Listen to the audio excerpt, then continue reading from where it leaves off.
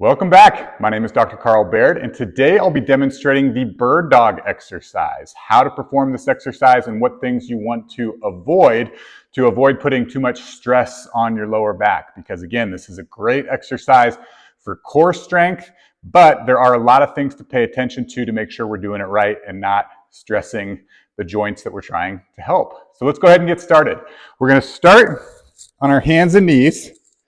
You want your knees about hip width apart, directly under your hips.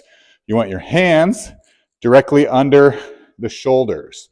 So let's go ahead and start with the leg movement. There's a few things that we want to keep in mind. So I'm going to bring this left leg straight back. First thing we want to keep in mind is that I'm reaching towards the back wall. I'm not reaching towards the ceiling. I'm not reaching for height. You can see when I lift up, I start to open up at the hip here, twist at the spine, and overextend at the low back, which is the opposite of what we want. So I'm reaching straight back towards the wall. The other thing we want is we want to create tension in this leg. So we don't want this back leg just kind of flopping around back here. So what I like to do is pull my toe up.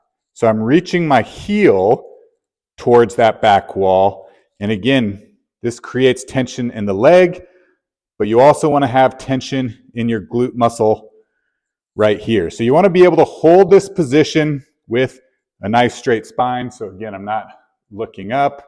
I'm not reaching up and overextending at the spine. Everything is nice and straight.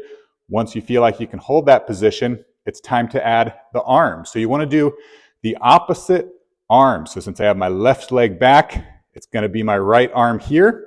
Same thing, I'm going to reach towards the front wall. So I'm not lifting for height, I'm reaching for length and keeping that bicep right by the ear. Now, same thing, I want to have some tension in this arm. So what I like to do is just create a small fist.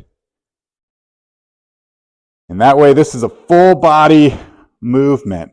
And you want to hold it for 10 seconds and then switch. So let's go ahead and go over the other side. So this time I'm going to start with my right leg back. Again, I'm reaching towards the back wall, not the ceiling, with my heel. So I pull my toe up. That creates tension in the leg and tension in the glute.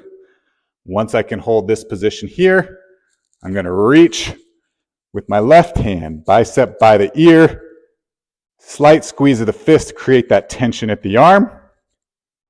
Hold for 10 seconds.